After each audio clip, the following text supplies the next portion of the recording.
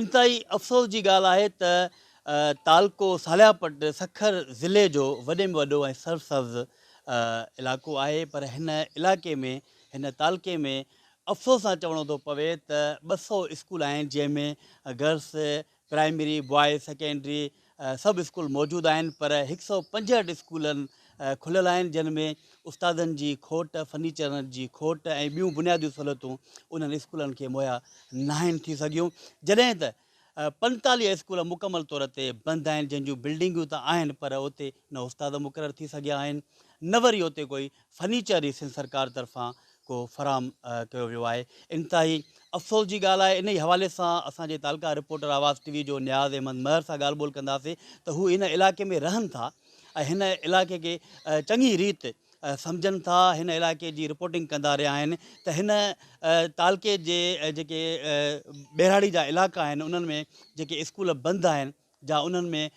उस्तादनि जी खोट आहे, उनखे कीअं ॾिसनि था, ॿारनि जे मुस्तक़बिल खे कीअं ॾिसनि था। नियाज़ साहिबु, इहो ॿुधाइजो, तव्हां हिन तालके जी मुकमल तौर ते तालीम जे हवाले सां रिपोर्टिंग कंदा रहिया आहियो, पर इंतिहाई अफ़सोस जी ॻाल्हि आहे त हिन तालके जे अंदरि किथे स्कूल बंदि आहिनि, त किथे उस्तादनि जी खोट आहे, त किथे बिल्डिंग जी खोट आहे, त किथे वरी फर्नीचर ई मौजूदु कोन्हे को। अव्हां छा चवंदो इन हवाले सां? जी बिल्कुलु शाहिद साहिबु, जेको तव्हां चयो आहे त ज़िले सखर जो इहो तालुको सालियापत सराय जे लेवल ते तमामु असांजो पहिरें नंबर ते तालुको आहे। उन खां पोइ असांखे अफ़सोस सां इहो चवणो पए थो त असांजे सालियापट जे तालुके में तालीम जी तमामु खोट आहे। छो त हितां जा जेके वॾा माण्हू आहिनि, भाउर आहिनि, शायदि त इहो नथा चाहिनि त ग़रीब हारी जो ॿार को अॻिते वधी ऐं तालीम पिराए सघे, त थी सघे थो मतां असां पोइ हिते रहिजी वञूं ऐं उहे आबादगारनि जा हार एज जा ॿार जेके आहिनि उहे अॻिते अची वञनि। सो असां इहो चवंदासीं त ॾाढी इहा जेको आहे सो तमामु जेको आहे सो सरासरी नाइंसाफ़ी आहे तालुके सालियापट सां। ऐं तव्हांजे चवण मुताबिक़ त बिल्कुलु सालियापट तालुके में स्कूल आहिनि, त उन्हनि में जेको आहे सो बिल्डिंगूं आहिनि, त उनजो नाक़स मटीरियल आहे, उन्हनि जा छपर बि किरी पवनि था। उन खां पोइ जे स्कूल आहिनि त उन्हनि में उस्ताद मुकमल कोन्हनि। हाणे मूंखे ॿुधायो त हिकु हिकु स्कूल में जो 200 ॿार 250 ॿार हूंदो, त उन में हिकिड़ो उस्तादु छा थो करे सघे। असां इहो बि चवंदासीं त उन स्कूल में जेको आहे सो उस्तादनि जो बि पूराओ को वञे। ऐं उन खां पोइ जेको आहे सो जे स्कूल आहिनि त फर्नीचर कोन्हे, जे फर्नीचर आहिनि त उस्ताद कोन्हनि, जे उस्ताद आहिनि त स्कूल खे चार दीवारी कान्हे का, जंहिंमें जेको आहे सो ॿार ख़तरो महसूसु कंदा, कोन अची सघंदा। ऐं उन खां पोइ उन स्कूल जे अंदरि जेको आहे सो वॉशरूम कोन्हनि, जेके ॿार जेको आहे सो अचनि त उहो जेको आहे सो कहिड़े नमूने सां पंहिंजी तालीम, या मिसाल वॉशरूम न हुजण जे करे उहे कोन अचनि था पिया। इंतिहाई जेको आहे सो माना इहा अफ़सोसनाक ॻाल्हि आहे त असांजे सालियापट में तालीम खे ॼाणी वाणी जेको आहे सो पोइ हिते हटायो वञे थो। हाणे तव्हां ॿुधो हूंदो त सिंध गवर्नमेंट जे तरफ़ां काफ़ी दफ़ा जेको आहे असेंबलियुनि में पास थी चुका आहिनि बिल त असांजी तालीम एमरजेंसी, उहा सिर्फ़ु नाले पातर जेको आहे सो तालीम एमरजेंसी जो माना जेको आहे सो नारो लॻायो वञे थो असेंबलियुनि में। सो इन्हनि शयुनि ते बि असांखे अफ़सोस आहे त उहा शइ जेको आहे सिर्फ़ु बयाननि में रहिजी वञे थी। उन खां पोइ त ॾिसो त असेंबलियुनि में तालीम जे लाइ वॾे में वॾी जेको आहे सो दावा कई वेंदी आहे त तालीम जे लाइ हेतिरी जेको आहे सो बजट रखी वञे। उहा काॾे थी वञे, उहा कंहिंजे खाते में थी वञे। इन में असां जेको आहे सो जेके समाजी माण्हू आहियूं, हितां जा रहाकू आहियूं, या जेके सुञाण धुरियूं आहिनि, इन्हनि शयुनि ते बि अफ़सोस ज़ाहिर कयूं था त इहे जो जेके ऐलान थियनि था इहे जाली आहिनि, इन ते को एतबार कोन्हे। असां जेको आहे सो इहा लाॻापियल जेके लाॻापियल इदारा आहिनि, अमलदार आहिनि, उनखे इहा अपील कंदासीं त तालीम जे लाइ जेतिरो बि थी सघे त असांजे अंदरूनी सिंध में वॾी कोताही आहे, सालियापट छा पर वॾी कोताही आहे असांजे अंदरूनी सिंध में तालीम जी। सो ख़ुदा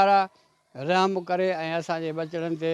रहम करे, ऐं असां इहा बि अपील कंदासीं त हितां जा जेके वालदेन आहिनि ॿारनि जा, उनखे बि अपील कंदासीं, ऐं जेके असांजा हितां चूंडियल नुमाइंदा आहिनि उन्हनि खे बि अपील कंदासीं त गॾिजी सॼी करे ऐं हिन जे तालके सालियापत जी तालीम खे अॻिते वधायूं त जीअं हितां जे ॿारनि जो मुस्तक़बिल जेको आहे सो वधी सघे ऐं सुठा शहरी पाकिस्तान जा बणी सघनि त तव्हां ऐं असांजी सभिनी जी ख़ुशनसीबी आहे। सदो सम्झो कहिड़ा कहिड़ा इलाइक़ा आहिनि जिते स्कूल बंदि पियल आहिनि, सालापत जा कहिड़ा इलाइक़ा? साईं तक़रीबन जेको रेगिस्तानी इलाइक़ो आहे असांजो, हितां मिसाल हाणे सालापत खां जेको असांजो रेगिस्तानी इलाइक़ो आहे जीअं मेहरवारी आहे या ॾीहड़ो आहे या मिसाल इहा चंडरेजी आहे ऐं गटन वारी आहे, एॾे जेको आहे सो स्कूल आहिनि उते उस्ताद कोन्हनि के, उते फर्नीचर कोन्हे को, उते का सहूलियत कान्हे का अचण वञण जी जो उते उस्ताद पहुची सघनि या तालीम जेका आहे सो वधी सघे। उतां जा माण्हू वीचारा सिर्फ़ु माल ते गुज़ारो था कनि। हाणे जॾहिं स्कूल में उस्ताद न हूंदो ऐं फर्नीचर न हूंदो ऐं स्कूल खे चार दीवार न हूंदी त ॿार अचनि कोन था, स्कूल में उस्ताद कोन्हनि त उते जेको आहे सो तक़रीबन इलाइक़ो जेको रेगिस्तानी इलाइक़ो आहे उहो तालीम खां बिल्कुलु महरूम आहे।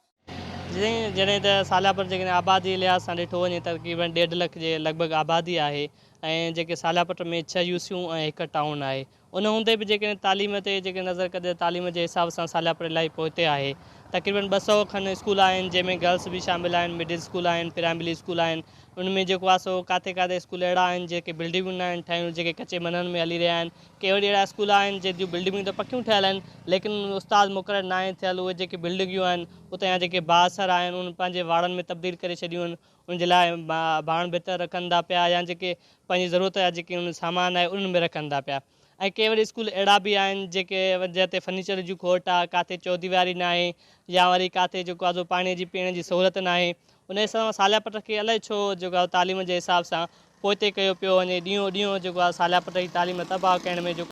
वॾे मां वॾी बदकिस्मती जेकी आहे सालेपट जी उहा इहा आहे त सखर जे 20 किलो जे मुफ़ासिले ते बि अहिड़े तरक़ी याफ़्ता दौर में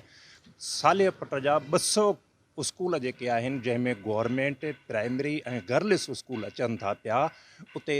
कंहिं स्कूलनि में काफ़ी उस्तादनि जी खोट आहे त किथे वरी जेको आहे फर्नीचर जी खोट आहे, किथे बिल्डिंग्स जी खोट आहे। ऐं उन खां अलावा हटी करे डीओ सखर जेको आहे डायरेक्ट जेको आहे सखर जा माण्हू खणी करे असांजे अचे सालेपट जे तक में भर्ती कया आहिनि, जेके 20 खां 25 किलोमीटर जो डेली मुफ़ासिलो तय करे हू सुबुह जे टाइम में अची ॿारनि खे पढ़ाइनि था पिया। त उहे उतां उन्हनि खे अचण में काफ़ी सारियूं दुश्वारियूं आहिनि, उन्हनि खे उते अचण में ईंदे ईंदे काफ़ी टाइम लॻी थो वञे त उहे ॿारनि खे छा पढ़ाईंदा। वॾे खां वॾी असांजे इन सिंध गवर्नमेंट जी नाअहली इहा आहे त जेके 200 स्कूल ही सिंध गवर्नमेंट दावा त करे थी पई त असांजा 200 स्कूल जेके आहिनि उहे हलनि था पिया, पर अॼु ॾींहं ताईं उन्हनि में कंहिं बि क़िस्म जी जेको आहे पंहिंजो कोन्हे का सहूलियत मुहैया कोन्हे का। उन खां अलावा सालेपट सखर जे 20 किलोमीटरनि ते जेको डिफरेंस ते आहे उन जे बावजूद बि सालेपट सरसब्ज़ ऐं शादाबाद इलाइक़ो हुजण जे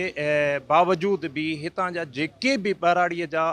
ॿार आहिनि उन्हनि जे लाइ तालीम जेको आहे अहिड़े अॼोके जदीद दौर में बि तालीम जेको आहे उन्हनि जे लाइ अज़ाब बणियल आहे। ऐं हितां गुज़िरियल 10-12 सालनि खां वठी सालेपट मां साईं खुर्शीद शाह ऐं MPA पंहिंजो जेको आहे अवेस शाह जो ही तक आहे चूंडियल नुमाइंदा आहिनि हितां, पर तालीम ख़ासि तौर ते असां वटि हिते तालीम जे बुनियादी जेकी सहूलियतूं हूंदियूं आहिनि असां सिंध गवर्नमेंट खां ऐं हिन जेको आहे निगरान वज़ीर आला खां ऐं आला अख़्तियारनि खां इहो मुतालिबो था कयूं त खुदारा अहिड़े दौर में सिंध जे तालीम सां जेकी ही